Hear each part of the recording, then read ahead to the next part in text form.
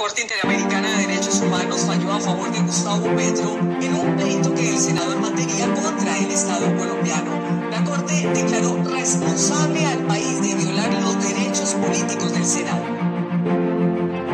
Para el organismo internacional, Colombia violó los derechos políticos al entonces alcalde mayor de Bogotá, Gustavo Petro, tras ser sancionado el 9 de diciembre de 2013 por la Procuraduría con destitución e inhabilidad para ejercer cargos públicos por 15 años, a pesar de estar en un cargo de elección popular. La sanción del ente de control disciplinario se dio por irregularidades en el contrato para la recolección de basuras en la capital del país. Esto se sumó a la multa impuesta por la Contraloría al entonces alcalde distrital, que suma 90.000 millones de pesos. Según la CIDH, en cabeza de la Procuraduría, a Petro se le vulneró la garantía de imparcialidad, presunción de inocencia y derecho a la defensa, por lo que ordenó, entre otras cosas, reparar al congresista con $10.000 de representación, más otros $18.000 por gastos que incurrió en el proceso. Pero no solo ordenó una reparación económica, sino un cambio de legislación para que los entes de control no puedan destituir a funcionarios de elección popular. Buenos días, compañeros. En esta ocasión mi grupo está conformado por Elkin Urieles, Héctor Carreño, Samir Hernández, Carlos Mario Arrieta y mi persona Betsy Olmos. Inicialmente yo voy a explicarles un poco acerca de las situaciones fácticas y a contextualizarlos acerca del caso. Entonces, el 7 de agosto de 2018, la Comisión Interamericana de Derechos Humanos sometió a la jurisdicción de la Corte el caso Gustavo Petro Urrego contra la República de Colombia. Para ser mucho más explícita y hablar de una manera concreta, la Corte analizará el fondo del caso en tres aspectos. Primero, la presunta violación a los derechos políticos. Segundo, la presunta violación a las garantías judiciales y la protección judicial. Y tercero, la presunta violación al derecho a la integridad personal. El análisis también tomará en cuenta aquellas cuestiones de fondo planteadas por la Comisión y los representantes relacionadas con el proceso ante la SIC, el proceso ante la Contraloría por la reducción de las tarifas del servicio de transporte público Transmilenio y por el proceso ante la Procuraduría por los cambios del plan de ordenamiento territorial. Ahora bien, en atención a los alegatos presentados por las partes y la Comisión y a lo resuelto en el capítulo de excepciones preliminares, les expondré los hechos relevantes del caso en el siguiente orden. En primer lugar, la Corte se refirió al perfil de la presunta víctima, Gustavo Petro, quien ya sabemos que es el alcalde mayor de Bogotá, y por la crisis concerniente a la recolección de basura ocurrida en Bogotá a finales del año 2012. En segundo lugar, encontramos el proceso disciplinario por la modificación del esquema de prestación del servicio público de aseo en la ciudad de Bogotá, el cual se dio en enero de 2013. En donde el secretario general de la Federación Regional de Trabajadores, un concejal del Distrito de Bogotá, el personero del Distrito de Bogotá y el defensor del pueblo presentaron una queja contra el alcalde de Bogotá ante el Procurador General. Y el mismo año, el 20 de junio, la Sala Disciplinaria formuló cargos contra el señor Petro con fundamento en tres hechos puntuales: la suscripción de contratos 017 del 11 de octubre de 2011 y el 809 del 4 de diciembre de 2012. Entonces, en relación con tales hechos, la Sala Disciplinaria formuló tres cargos contra el señor Petro, en los cuales fue condenado. Asimismo, el proceso disciplinario por la modificación del Plan de Ordenamiento Territorial de la Ciudad de Bogotá el 10 de agosto de 2015, la Procuraduría General formuló pliego de cargos contra el señor Petro por haber incumplido las normas constitucionales, legales y reglamentarias que le imponían el deber de acatar la decisión del Consejo Distrital en lo que se refiere a la aprobación de los proyectos de acuerdo puestos ya a consideración del cuerpo colegiado. El 27 de junio de 2016, el Procurador General sancionó al señor Petro en su condición de alcalde mayor de Bogotá por falta grave a título de dolo con 12 meses de suspensión e inhabilidad especial por el mismo término. Cuarto, la multa de la SIC por prácticas anticompetitivas en la prestación del servicio público de aseo el 4 de abril de 2013 mediante resolución número 14902, la Delegatura para la Protección de la Competencia de la SIC y abrió una investigación y formuló pliego de cargos también con base en las denuncias por parte de operadoras privadas del sector aseo sobre la presunta comisión de prácticas restrictivas de la libre competencia a fin de determinar si éstas actuaron en contravención a lo dispuesto en el artículo primero de la Ley 155 de 1959. Entonces, además de dichas entidades, la investigación involucró al señor Petro y a varios funcionarios de la UASP a título personal. Y finalmente, el proceso ante la Contraloría por la modificación de las tarifas del servicio público de transporte, esto teniendo en cuenta que el 27 de junio de 2016 la Dirección de Responsabilidad Fiscal y Jurisdicción Coactiva de la Contraloría emitió fallo número 1 en el que resolvió fallar con responsabilidad fiscal contra el señor Gustavo Petro, otras personas y algunas compañías aseguradoras en calidad de garantes solidarios de la suma de más de 217 mil millones de pesos colombianos, con base en el detrimento patrimonial causado por la rebaja generalizada de tarifas del servicio de transporte urbano masivo de pasajeros del sistema Transmilenio y el componente zonal del sistema de transporte público. Es decir, al tribunal lo que le corresponde determinar es la destitución e inhabilidad ordenadas por la Procuraduría en el primer proceso disciplinario, en el procedimiento y el marco normativo que la sustentan, así como los recursos intentados para combatirlas. A continuación lo voy a dejar con mis compañeros que van a explicarles un poco más acerca de este tema. Muy buenas tardes. Respecto a las etapas procesales en este fallo, se dio inicialmente una petición por parte del grupo de abogados José Alvear Restrepo el 28 de octubre del 2013. Se hizo una petición inicial y luego se realizó un informe de admisibilidad y de fondo el día 6 de diciembre del 2016. En el informe de fondo llegó a conclusiones y formuló recomendaciones al Estado.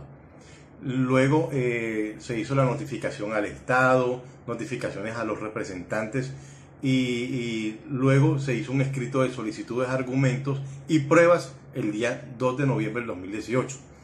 En el cual los representantes presentaron su escrito de solicitudes, argumentos y pruebas coincidiendo con los alegatos de la Comisión Interamericana. Luego se hizo un escrito de excepciones preliminares y contestación el día 4 de febrero del 2019, en el que se dieron las siguientes excepciones. La falta de agotamiento de los recursos internos fue una de las excepciones en las cuales el Estado alegó que el señor Petro solo agotó los recursos internos en uno de los 5 procesos administrativos de los que fue objeto. Y el Estado afirmó que el medio de control de nulidad constituye un recurso adecuado y efectivo para proteger los derechos alegados como violados. También impetró que la acción de tutela era un mecanismo para la suspensión provisional de actos administrativos. Sí, así que era otra herramienta que podía utilizar. Finalmente afirmó que la presunta víctima tenía a su disposición el recurso de revocatoria directa, el cual puede ser interpuesto ante autoridades administrativas. Como segunda excepción, se dio la falta de competencia para realizar un control de convencionalidad.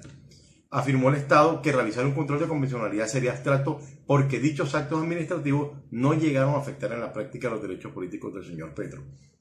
Por su parte, la Comisión alegó que el argumento del Estado, según el cual la Corte no tiene competencia para realizar un control de convencionalidad, no tiene carácter de excepción preliminar, porque no se relaciona con una cuestión de admisibilidad del caso, sino que atañe al fondo de la litis.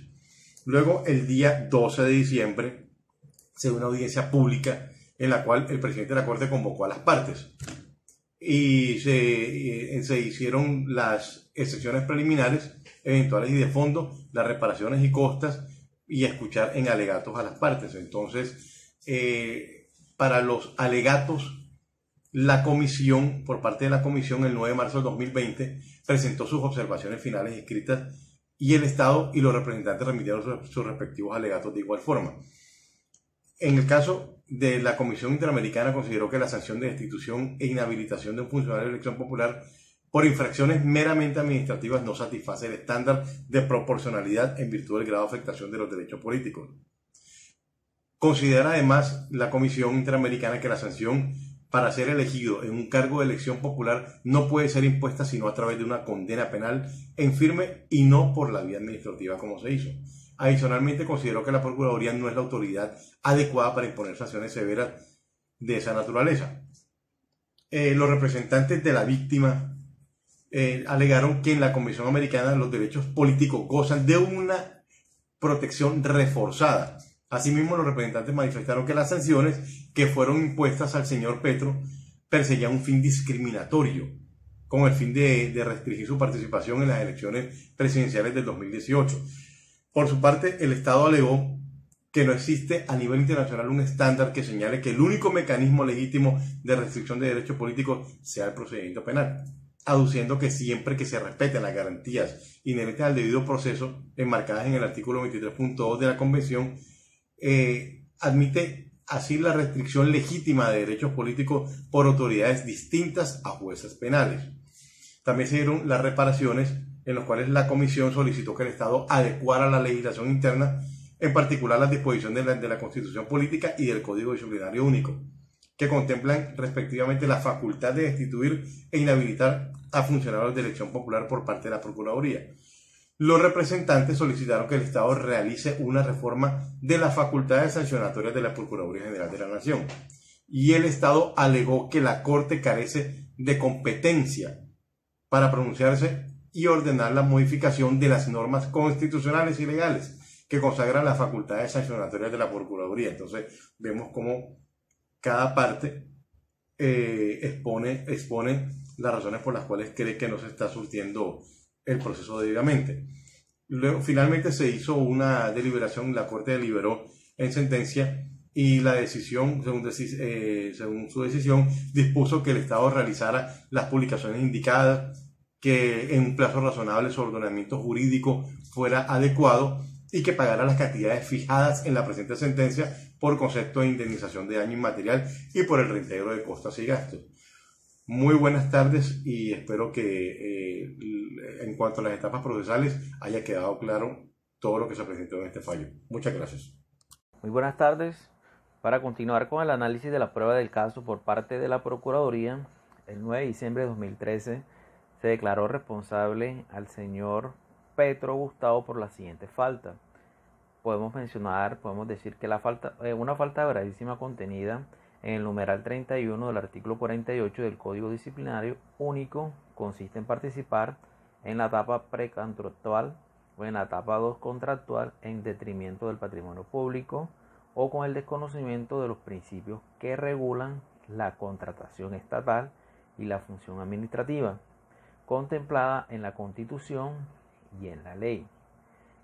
Una segunda falta que se le acusa al señor Petro Gustavo fue la falta gravísima contenida en el numeral 60 del artículo 48 del mismo código, consistente en ejercer las potestades que su empleo o función le conceden para su finalidad distinta a la prevista en la norma otorgante. Y una tercera falta también se le considera gravísima contenida en el numeral 37 del artículo 48 del mismo código, que consiste en proferir actos administrativos por fuera del cumplimiento del deber con violación de las disposiciones constitucionales o legales referente a la protección del medio ambiente.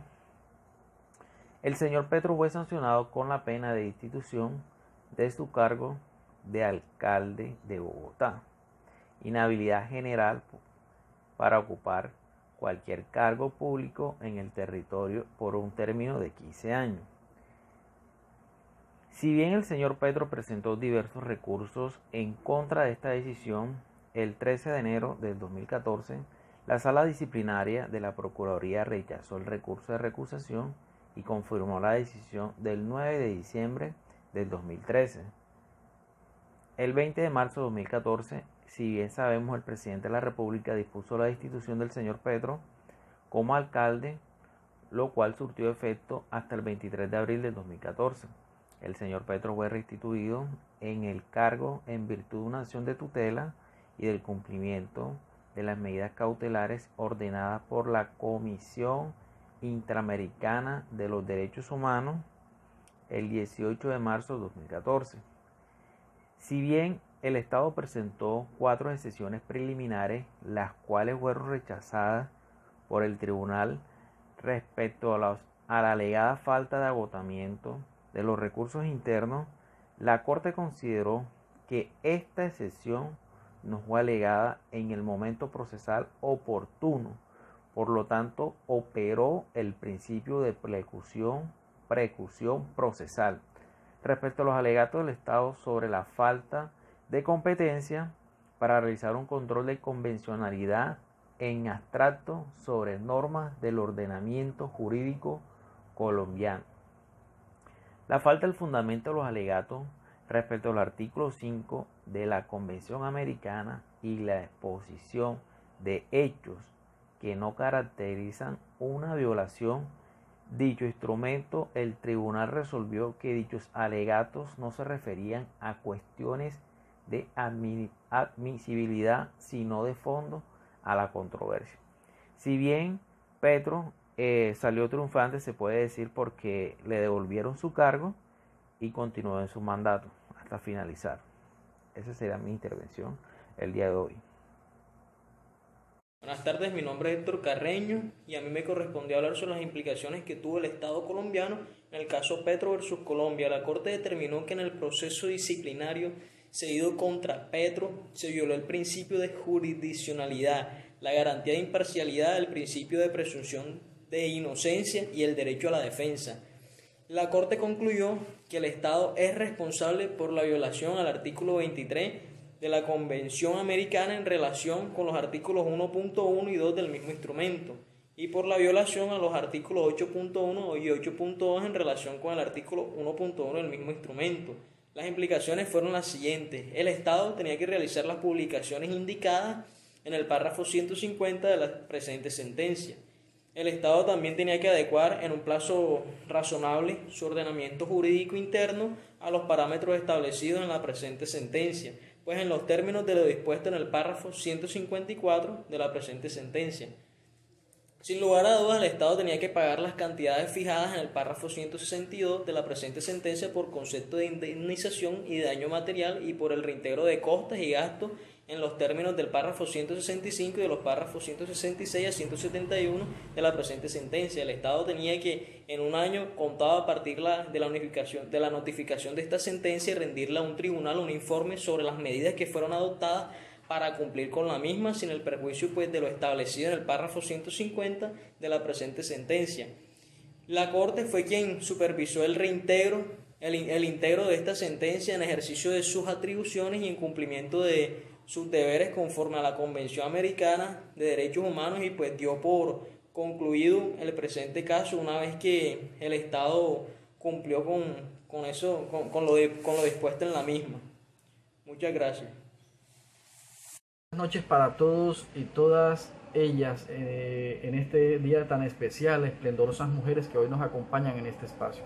Quien les habla, Elkin Urieles Martínez, entrando en materia para establecer la relación que guardan la Corte Americana de los Derechos Humanos y la Ley 734 del año 2002, debemos precisar en primera instancia que la Constitución, la sentencia, los tratados y los convenios internacionales tienen la misma jerarquía normativa y que se encuentra en un nivel superior a las leyes nacionales, locales de nuestro Estado. Colombia, país que ha hecho parte de los Estados reunidos desde el 10 de diciembre de 1948, cuando entró en rigor la resolución 217A, que es la proclama de la Asamblea General de las Naciones Unidas como un ideal común para todos los pueblos y las naciones. Por tal motivo, Colombia está obligada a cumplir con las disposiciones contenidas en los diferentes y principales instrumentos internacionales sobre los derechos humanos, tanto en el sistema universal como en el sistema interamericano. En virtud del artículo 93 de nuestra Constitución y con base en el desarrollo jurisprudencial, estos instrumentos internacionales hacen parte del bloque de constitucionalidad.